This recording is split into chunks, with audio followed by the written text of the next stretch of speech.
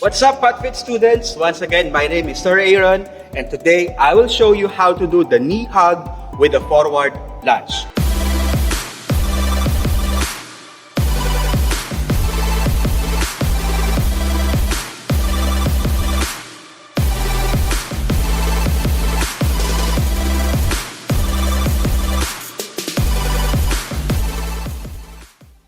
Of course, I have to do it first, sideward, for you to see how it should be done correctly.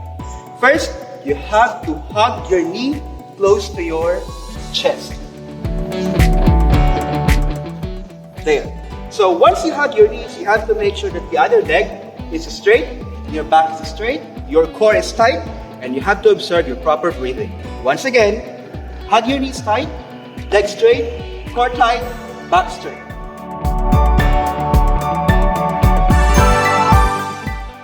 Alright, for the next, we will be doing the forward lunge from hugging your knees. So you have to do it this way. So once you do the forward lunge, you have to make sure the forward knee is on the 90-degree position as well as the one at the back. Alright, so let's do it once again.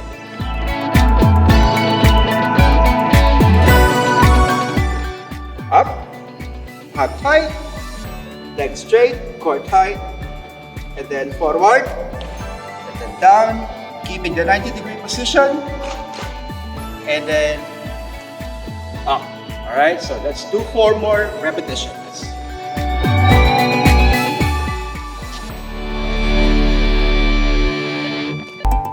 That's 3. Make sure you observe the proper breathing, and make sure when you do this position, the quad muscles is tight.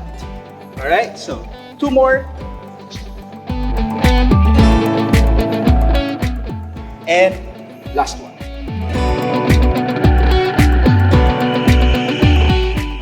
Then up. So now let's do the left leg knee hug with forward lunge.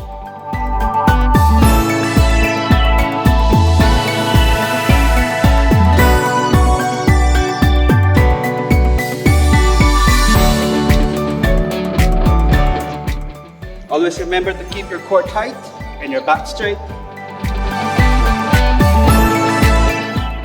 Last 2.